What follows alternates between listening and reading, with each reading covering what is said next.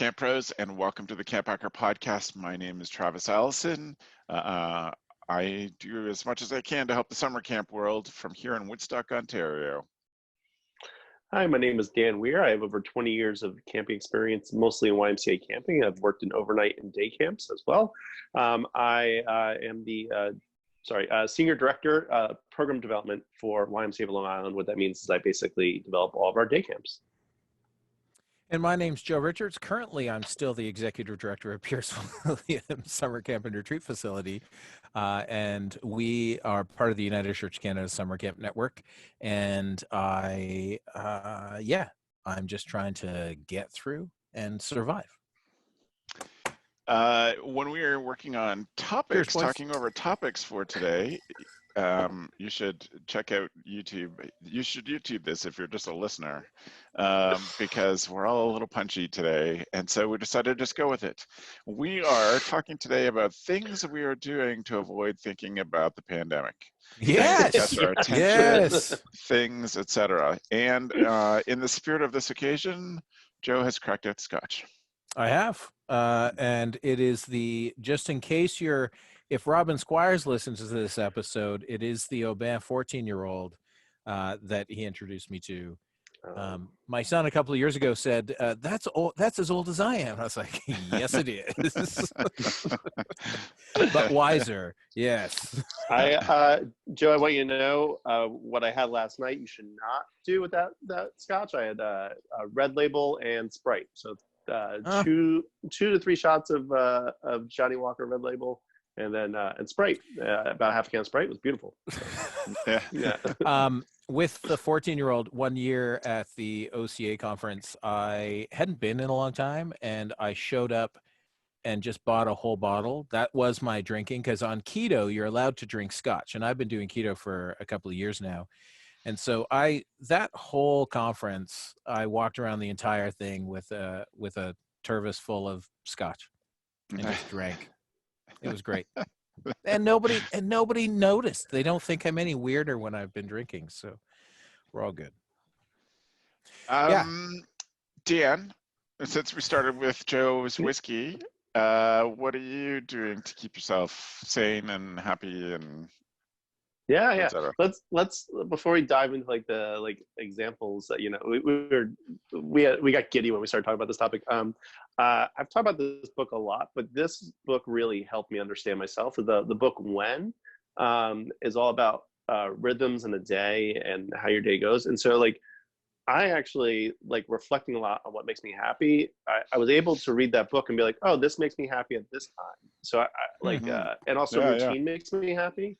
So I know I still get up in the morning and take a shower, even though I might put on my same pair of sweatpants, because that routine of it makes me feel good, if that makes sense. And then I also know that I like lighter things at the end of the day. I can't watch something too heavy or too serious at the end of the day, or else I'm gonna just think about that. And HBO has done a number on my head a number of times on Sunday nights because I just won't sleep the whole night because I keep thinking of that Westworld episode. But yeah, so for me, it's about initially it's about finding a good routine in the day. And once I do that, regardless of what's in the routine, I feel things are good from there. So feeling good in the day, one of my moments of success each day is helping my first grader get done with their schoolwork. That is when it gets done. When it's done, I feel really good. I don't feel good in the process of it, but I feel really good when it's done. Over. All right. So that's the book When by Daniel Pink. Yes. Right on. Good. Awesome. You think about COVID a lot more than I do, Travis, still, right? Like the pandemic. So what do you do to take your mind off it? Well, a number of different things. I can't remember if I actually use this as a tool or just thought about it, but the Marco Polo app is something we do all the time, and it's just a way to do video messages to people. So it's not live, it's not like FaceTime or Zoom, it's just sending a video message to people, and have a number of groups, including the group of people who are volunteering to help me manage the daily newsletters, the Slack, the summer camp professionals. There's about That's great.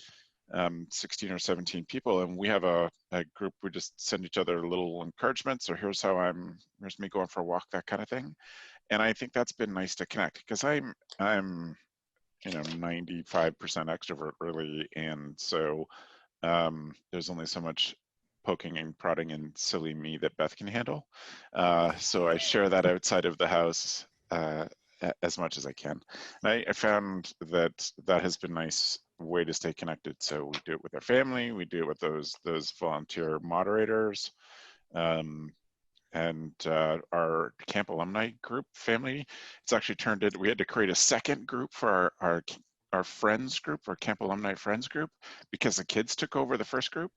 And so they're sending each other messages on their parents' phones. And so I was like, I'm kind of done with that group. I'm going to create another group of just the adults again, and we'll talk about.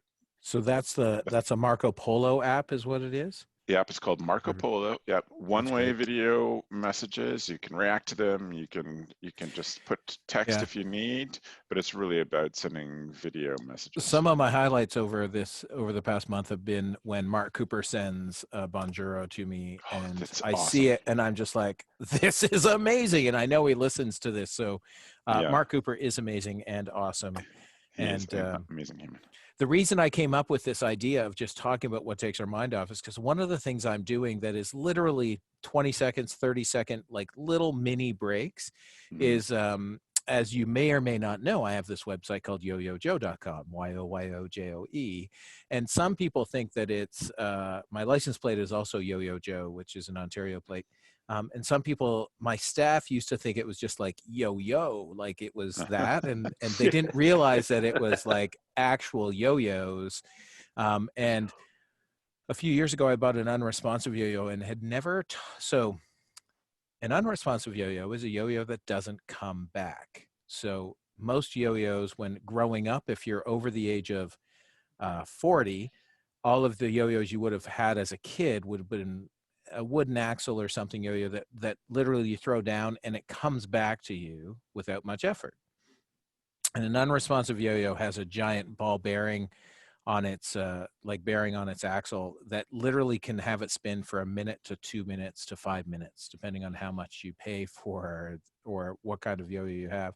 So you have to learn how to bind it, but it allows you to do a ton of really amazing tricks. But learning how to bind is a thing, and remembering how to do that. So I've been teaching myself, and I can, it's helping all of my yo-yoing. I haven't yo-yoed a lot in years, but it's behind my desk if people have watched the videos when I'm in my office, I have a yo-yo display over my shoulder, and all of those have now opened up. And so it's this idea, it's just interesting. In fact, I went and bought a new yo-yo that is coming to me from the States. So we'll see how it goes. So yo-yoing is one of my ways that I stop thinking about things. Yep. Any podcast people are listening to especially? For me, I need to really have comedy in podcasts. So like I'll get my news digest, but my brother-in-law has been running a podcast for a while now that I adore. It's called Story Song Podcast. And basically they pick a song and, they just dive into the story of it. And it's really funny. They do research. They really go full in depth. So it's one of those ones you can go through the whole catalog. As a amazing. whole, I think it really just, for me, comedy really does that. How Is This Made is another one that's about movies. It's a lot of profane language in it. That one, Travis to cheer for. But you go back and watch the ones that you go back and listen to ones related to the movies that you've seen. Punch Up the Jam is another one. They take songs that were released and they try to make it better. Also, again, a lot of profane humor in it as well. But yeah, those are the three that a comedy podcast I really need to kind of get me through. What is the name of your brother-in-law's one? Is it The Story Song Podcast? Yeah, The Story Song Podcast. Forge Audio. Great. I always test when. Go ahead, Travis. So they just basically break. It's like Song Exploder. They break down a song and talk about how it was written. It's actually it's three comedians, and they will actually go through the song's story and make fun of it, and then they will also sprinkle facts in there. So Song Exploder is like all about like the instruments and how it's built. This is about how the Eagles were absolutely ridiculous to write this song. That. Like and it has, I'm on it right now. It's The Gambler. They cover Lullaby by Sean Mullins, which would be hilarious. Rudolph the Red-Nosed Reindeer. Yeah. I just hit subscribe. Copperhead Road. It's awesome. Yeah, and they're very careful. They're very careful about the ones they choose. It's not just like they're just choosing some random songs to tell a story. It's got to be funny. So it is a comedy-based podcast. But what Travis, like Song Exploder is a great, I love listening to a Song Exploder, and Reply All is also another one I listen to that they fall in line with just listening to things. I find I have to listen to something to do something else. So I'll do a jigsaw puzzle while I listen to a book or a podcast. Yeah, or I'll listen while I do woodworking because I treat my over-ear headphones as my hearing protection for the saws and things. And I still have all my fingers. Nice. Not my toes. I got a toe off the other day, but Any other podcast, Joe? That I 99% Invisible and Criminal are always ones that I'm going to listen to. Number one. Cool Tools. I just Cool Tools with Kevin Kelly and Mark Frauenfelder. You can take it as a hit or miss, but it's always interesting to at least listen to it. And I don't know. So yeah, Radiolab. I'll continually listen to Radiolab, and then recently more. Yeah, those are the ones. As I'm looking at my podcast list here that I listen to most. Yeah, I've definitely added a few to my usual mix, and I subscribe to a lot of podcasts, probably 40. But I have them. Seems like too many. But I have them all set in a list by priority. Like these are ones I absolutely want to listen to episode. I have one filter called The News, which just puts on. And by the way, spend 10 minutes and dial into the settings in your podcast apps. They're so capable these days. I have, auto archives custom for each setup, different speeds for each show, depending on what I can listen to it at, etc. So I found, especially in March, the last half of March, every time I got up from my desk, I was putting the news on my phone, and it was just sort of a compulsion. And I just realized it was just wigging me out more. And so I stopped doing that. We've talked about lots of shows. One that I've really enjoyed, and it's a short series. It's not going to go on very long, but it's called Home Cooking. It's with Samin Nasrat and Rishikesh Hirway, who started Song Exploder. Yeah. And Rishikesh and Samin Nasrat is a funny woman. Her book Salt, Fat, Acid, Heat was great, but her Netflix special was so good. And I just find I've heard lots of interviews for her. She's just charming and funny and really laid back. And that's been a really fun one to listen to while I cook, is Home Cooking with those two. And I don't think there's been any other real discoveries. I think the newest podcast before that was Dolly Parton's America, which I got from Joe. Yeah, which was great. Yeah, I've heard I need to listen to that one. Oh yeah, it's really good. It's fascinating. Did you see recently that Dolly Parton's production company was an unnamed executive producer of Buffy the Vampire Slayer? Dolly was unnamed. The production company was associated with it. Dolly was unnamed. It was Dolly's company. That's so hilarious. She was a Buffy EP. That is great. Yeah. So a few of those podcasty things. Then as far as from podcasts to books, right? Like Dan, are you a big reader, or do you listen to a lot of books? I do a bit of both. It's funny. So like Corona hits and suddenly my brain just cannot take in the same amount of information. Yes. I've just noticed 100%. that like I'm just stressed, and I can't process information at the same volume. So I noticed with audiobooks in particular, it's got to be nonfiction for me. For some reason, audio fiction, I can't cling to it. And right now, I want something light. So the Incomplete Book of Running by Peter Sagal. So Peter Sagal does the Wait, Don't Tell Me radio show for NPR. It's a news-based show. But his book is hilarious. It's absolutely hilarious. The Incomplete Book of Running. I highly recommend it. And you don't have to be a runner to appreciate it. I run because I have to, not because I want to. So I really appreciate that. But book-wise, I've been reading a lot on mental resilience. I find that has been a good coping mechanism for me too. So the last one I really read is Relentless, which is Tim Grover, and that author was just in the Last Dance documentary, the documentary about Michael Jordan. Yeah. And, that's a great documentary. And and when we get TV shows, we're gonna talk about that. But he basically is like the trainer for all these high-end basketball stars like Michael Jordan, Dwayne Wade, on. And he talks about how what he really does is mental resilience and mental fitness. And it's just awesome. Really intense book, but a really great book. So, and then my friend Joe wrote Dan, for your running stuff, have you ever listened to the book, What I Talk About When I Talk About Running? The Japanese guy? No, I don't know that one. Yeah. Listen to it. It's interesting. Yeah. My friend Joe wrote a short story during this. He's an author. Different friend Joe? Different friend Joe. His name's Joe Medler. I'll find it. Give me just 2 seconds. I've got it around here somewhere. But I can buy you some time.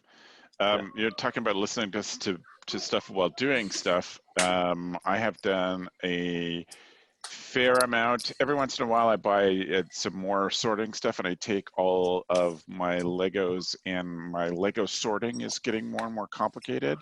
It's basically better for building stuff because I really want to start to do some of they call them Lego mocks, which is my own creation stuff. It's not a Lego kit, and I want to do some more of that. So I've been sorting those, but I also couldn't listen to fiction books for a while. But I realized I had to find the right one because I want to listen to fiction. So I've been sorting Lego and also doing a lot more walking, and much happier about it again because I have been listening to Dune. I read Dune in high school and loved it, and haven't read it again, but I've been listening to it. And the audible production of Dune is Frank Herbert's Dune has been great and has been so exactly what I needed to get my mind off things. I could concentrate on it because the story is compelling and it's a story I like. And I'm putting some pretty serious thought into returning to the Kingkiller Chronicles, the first 2 books, because they're also fiction that I really enjoy and really find compelling. So, who's the author of those? That's Patrick Rothfuss. I will tell you this. Let me finish my Kingkiller Chronicles thing. Kingkiller Chronicles is a trilogy, and he has written 2 books of the trilogy, and it has been 10 years since he wrote the second book. And they are amazing. Really some of the best any kind of books. They're fantasy books, but the best any kind of books you'll ever read. And it is so frustrating to be a fan of his. Travis, have you read any Brandon Sanderson? The Way of the King, the Way of Kings? I need a way into his own books. I know Brandon Sanderson from when he finished off The Eye of the World. Yeah. The Wheel of Time. And so I really appreciated his style. And I've read a couple of his. He just put out a series, oh my gosh, that were so good. It was about, like, he does a lot of fantasy stuff, which isn't my favorite genre. I like it, but it's not my favorite. Like, if it's space anything, that's me. Like, I love lasers and spaceships. Yeah. And he just did a recent 2-book series on that was so good. Yeah, The Way of Kings is not spacey. It is. No, I know. It's really surprising to see these spacey ones from him. But it's amazing. And I await the next books, as he's 3 in right now, and they're great. That guy puts out like 17 books a year. I know. I've but never he seen puts an out author so... the thing I love about him is he has different magical algorithms for every book series, and it blows my mind, and I'm like, well, yeah, so that's great. As far as books, during the pandemic, I finished a book called The Supernova Era, which is a Chinese, the same guy who wrote The 3-Body Problem. So it's a Chinese science fiction writer, and it's about this idea that a supernova happens that kills everybody over the age of 13, and then everybody under 13 has to take over the world. Ooh. And they train them to. So the parents are around long enough that they know they're going to die, but they train them to do this. So that's I'm listening to an Alan Watts is a guy from the 60s and 70s, and I'm listening to Out of Your Mind. And if you don't mind your mind being exploded numerous times in a single half-hour listen, you can listen to Alan Watts. That's available on audio, and that on Audible. And then I had never read, and you two will know that I'd never read Daring Greatly by Brene Brown. Mm-hmm. Yep. And it came up, I guess I'd put it on my hold list for the London Library digital, like an audio version. And so it came in last week, and then I listened to it at 1.5 speed and finished. It's only a 6-hour or 7-hour book that she reads. And so I read that recently. And came away with the fact that I don't care what people think about me is actually a great thing. And Butter says to me, my cat director, she's like, I'm not sure that's the part you needed. That was supposed to be your takeaway? Like, well, life goes on. To each their own.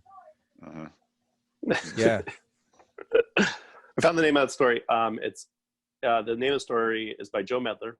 It all started down at Stewart's. Good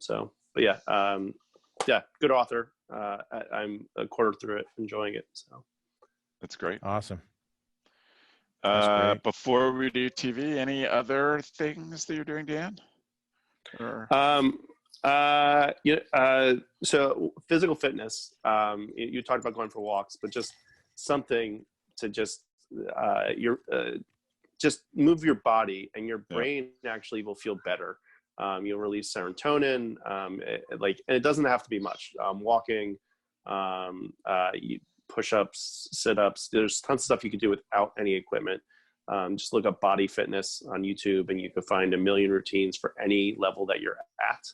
You don't need to buy anything. I think too many people get stuck on having to go to the gym. Mm-hmm. The only other thing to mention before movies/TV is that there's a ton of artists streaming concerts today. I got really angry because Dinosaur Jr., which is a phenomenal band was famous in the 90s, but still putting out amazing stuff, had a live concert at 4 p.m. during a conference call. There was just no way I can make the two work. But there's a ton of bands just putting on live shows for free. It's just awesome. Just search and you'll find it. Yeah, they've been doing in Canada. In fact, it's the third and final ones tonight. We're recording this on Wednesday, the 29th of April. They've been doing the Great Takeout, I think it's called, and they're encouraging everybody to get takeout to support local restaurants. And then there's a whole bunch of famous Canadian musicians who put on a concert for an hour and a half every Wednesday at 8. And that's been pretty good and fun to get some takeout stuff. Joe, you're talking about a big learning project or a short learning project. For you, it's yo-yos. For me, it's learning how to be a games master in role-playing games. Have, again, I like the idea of D&D and used to play D&D when I was a kid, but I'm not really interested in doing it again. But I wanted to learn how to be a good games master because they're hard to come by. I've been looking for a good role-playing game and a good group to do it with. And I'm hoping actually to get a camp directors game together, an online camp directors role-playing game together. So anyway, I've been learning that all about the new systems because it really has been 30 years since I've done role-playing games, and have learned some really fun ones. And what I'm planning is to take some friends' kids who are between 9 and 13, do a campaign with them, a little short, 2 or 3 Sundays, just for me to learn how to be a games master and to teach them about role-playing. And so I've been looking at different systems, like I've been deep in this rat hole of figuring this out, and have a couple of little beginner systems that I have heard are really good. This one's called Lady Blackbird, and it is a self-contained game. Like how you play the game and the actual game itself are available as PDFs that I bought. There's another one called Lasers and Feelings, which cracks me up, and it's also its own campaign. What I've decided in the end is I'm going to learn a system called Tiny D6. It's all played with 6-sided dice instead of all the fancy D&D dice that you can get. And Tiny D6, that system plays in a whole bunch of different worlds. Like there's a Wild West world, and there's sort of a mutants and superheroes world, and there's a Dungeons and Dragons one, and of course a space one, which is where we're going to start. So Travis, as somebody who's never I've never played a role-playing game. My parent, right in the 80s, it was like Satan was my grandmother trying to come had and get set me down for some questions. Yeah. So what is the, like, are you approaching this from an introductory level, like getting someone, so you're becoming an introductory games master, and then you could essentially, you could teach other camp directors who have how to play a game. Yeah. Right. Yeah. There are a couple of people whose names you'd recognize, our listeners would recognize from Camp Pros. There are a couple of camp directors who are who do role-playing games at their camps, tabletop role-playing games, not video role-playing games, and who lead games. And so as I've been putting out the word, so if you're watching or listening to this and are interested, let me know, because I'm trying to pull a group together. Hopefully for the summer, but on the other hand, hopefully everybody's working and too busy this summer to do it. But anyway, so if you don't know what a role-playing game is, it is not like a traditional traditional board game. The rules aren't set. Effectively, the best kind of role-playing games are a group of people working together to tell a story. And the mechanics, so the system that I just mentioned is the mechanics of it. So that is how strong your character are, what your character's best characteristics are, and then there are monsters or things that you fight, and they have different characteristics too. So I'm looking for a simple system, so you don't have to remember a lot of rules. Like even the 5th edition of Dungeons and Dragons, which is the current one, is apparently much simpler than the system that I used to know. But even that's super complicated, and I don't think little kids would be into it. And so I'm looking for a system that would work for kids and adults and can be as complicated as possible, but is not focused on the technical part. So the technical part is a lot of dice rolling, a lot of, you break up the story that you're telling together to roll dice and to consult charts, and I'm not interested in that. I'm interested in having fun telling stories with friends. So my role as a games master would be to give that story some structure and to put encounters in front of the players, and then they talk about how they deal with it. So as you can tell, I'm quite excited about it. Well, and it's important, especially in these times, to have something that you can get excited about.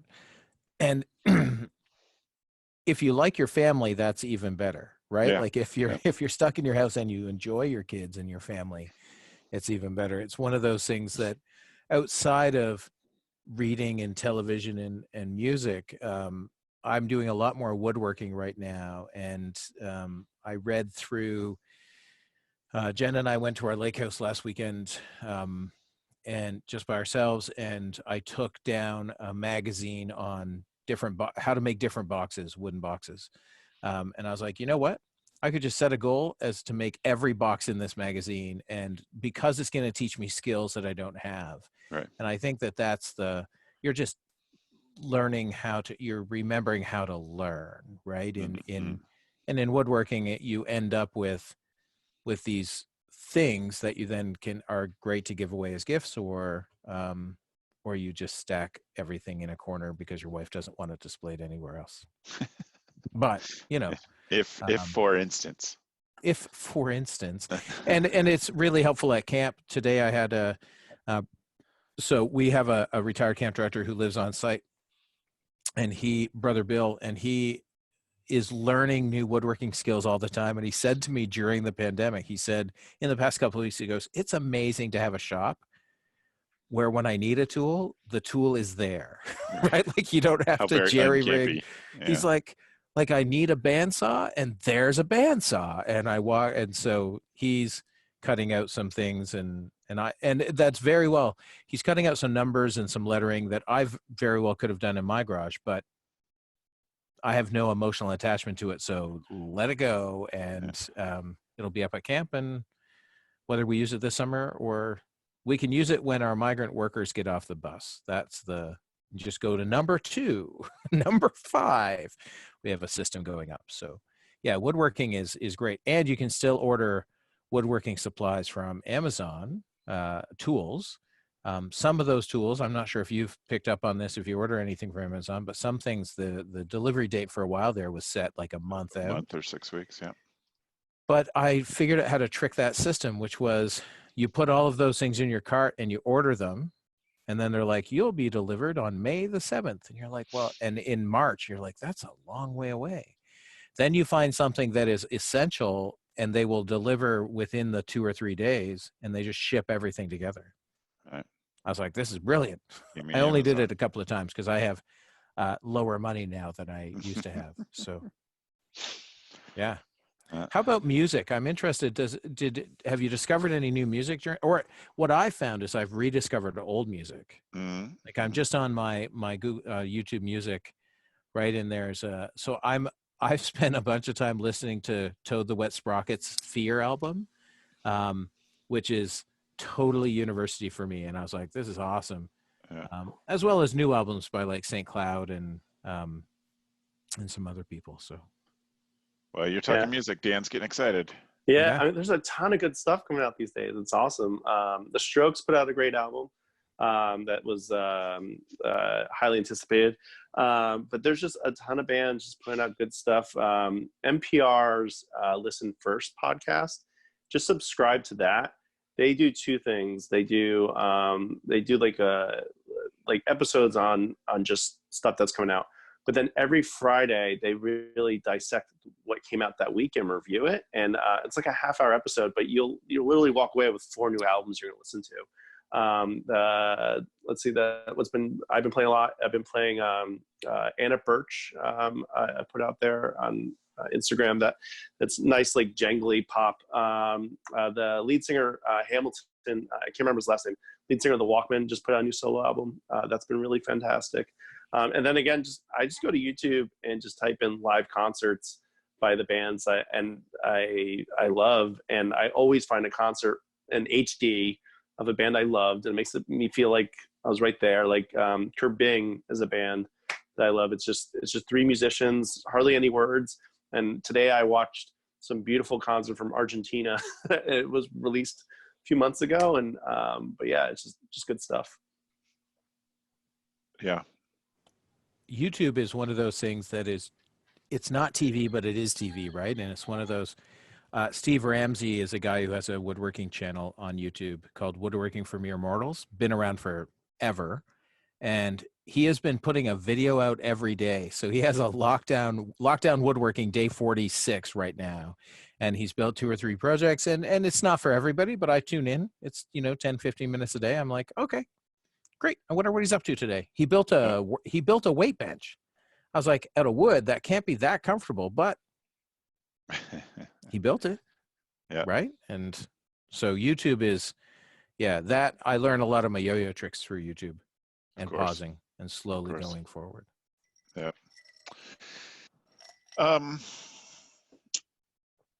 So the quick round of any TV discoveries in this time, and then I know, Joe, you got to run, so we'll do a quick round on TV and get your tool, and then Dan and I can talk as long as we need. Yeah, my quick run of TV is actually pretty big. So The Last Dance, which is the sports documentary, you're watching that too, Dan? Oh, did he freeze? Or is he did a little just bit. standing really still? No, he froze up. So The Last Dance is the Bulls' 1997 title run, and they're Right. releasing 2 episodes every Sunday night. So that's good. I recently got Netflix, hadn't had Netflix in years. Since I was doing the mail-in thing with Netflix, and so I watched all of The Good Place, or seasons 1, 2, and 3 of The Good Place, which was great. I had recently watched The New Pope and the Young Pope on HBO, and I wasn't sure if that's the beginning of the pandemic and then Lego Masters had been recorded on my TV, like on my PVR, and I hadn't watched it, and so I've watched all of. Oh, it was great, and I just can't find that streaming in Canada. No, and I'm working my way through the rest of Parks and Rec.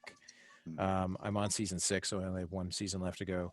And then just last night, I started a new series, a German Netflix series called Dark, which if you have trouble going to bed at night after you watch something, this is probably not the show for you. I don't have that trouble. So I go to bed and build things in my head or tell myself stories to go to sleep. So yeah. Cool. Joe, do you want to do your tool of the week since you got to run? Yeah, my tool of the week is yoyotricks.com, as easy as it sounds.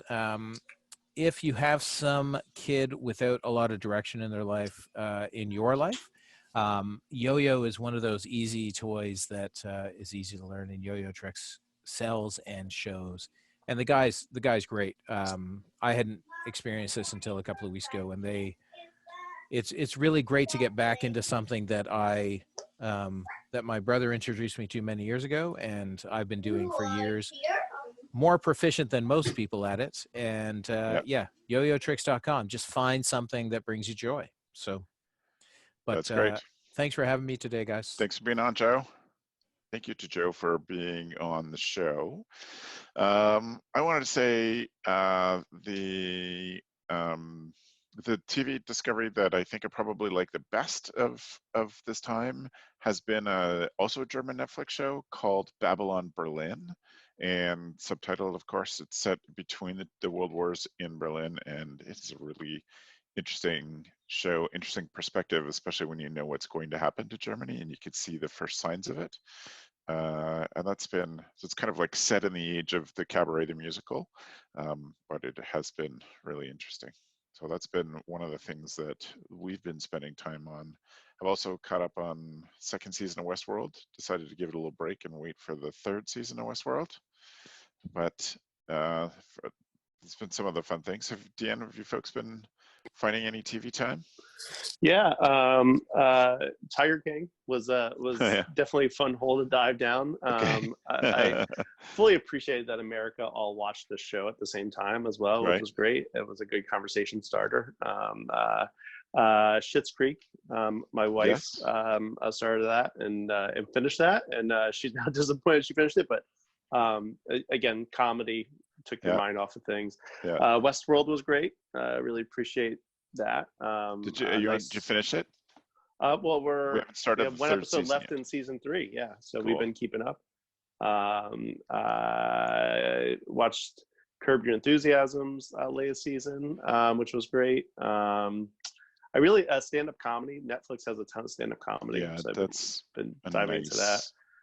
Yeah, that's like really I just need levity. That's what I need at the end of the day is that. And then the other thing we've been watching is we decided to watch the Marvel movies in release order. So we're halfway through. We've watched 11 films. We got 11 more to go. And yeah, that's been really great. That's amazing. Yeah. So it's just something familiar. So yeah, something comfortable. Yeah, that makes sense to me. Any other stuff from your notes, Dan, before tools? No, I'm just looking at my notes that are kind of all over the place. No, it's funny. Even though we joked about alcohol at the beginning of it, I actually have not been drinking that much. I found that has actually brought me down. So like I only drink if I'm like really stressed and I can't fall asleep, or I know like I'm too wound up. but I have not been drinking that much. Yeah, it's been better for me. So I know some people feel pressure to drink in these times, and you don't have to. I just want to put that out there. So yeah. But yeah. Yeah, that's awesome. Cool. Well, that also is my list. I will then move us on to our tool of the week. So if you were attracted to this show and watched this is your first CampHacker show because of the title that Matt's going to put on this, you may not know that we ask our co-hosts to bring a tool that helps them be a better camp director. And so obviously Joe's was the Yo-Yo website. Mine is also just for my own sanity in literally 6 to 7 hours of Zoom calls every day. When I'm not leading those calls, I have been making up signs to hold up in Zoom calls. So I'm holding up, this is my vote. This is my hand for my vote for a board meeting that I have on Saturday. This is the SMRT, you're very smart, like from The Simpsons. And my newest, you're muted. That I have keep by my computer just because it makes me laugh. Sometimes it makes others laugh in the calls too, but that's been my tool, is to create little signs. And if any of you were listening last week to the virtual community website that we did for ACA New England, Ruby and I did, Jason, who was on that call, he was the first one to introduce me to the idea of having little handmade signs to hold up in Zoom. He's got thank you and love and all that stuff. And I thought that's a good idea. And it also gives me something creative.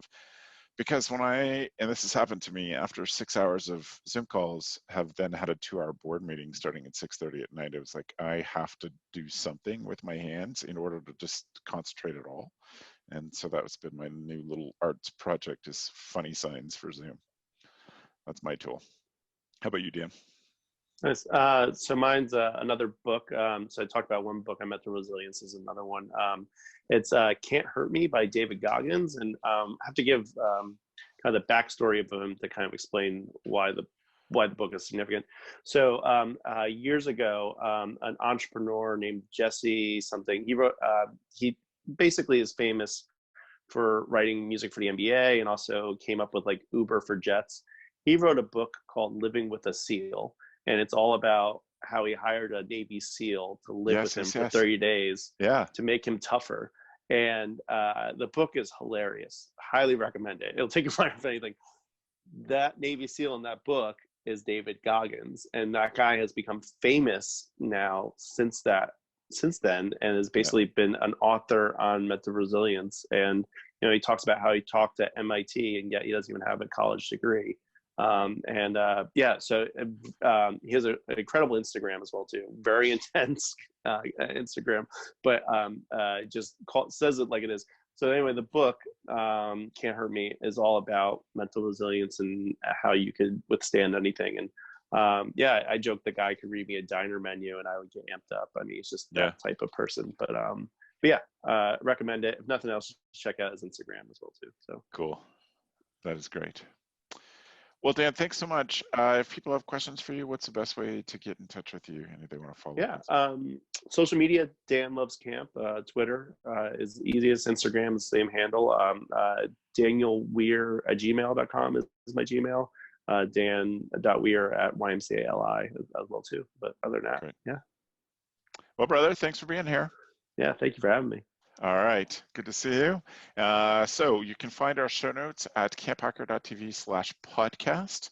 And we really want to thank Matt, our executive producer, for doing the editing and writing the show notes. This is obviously going to be a challenging day for him to do show notes because we have so many ideas so fast. But we're always super grateful to Matt for all the work he does to make us sound good. So thank you all very much for listening. And thanks for the evening, friends.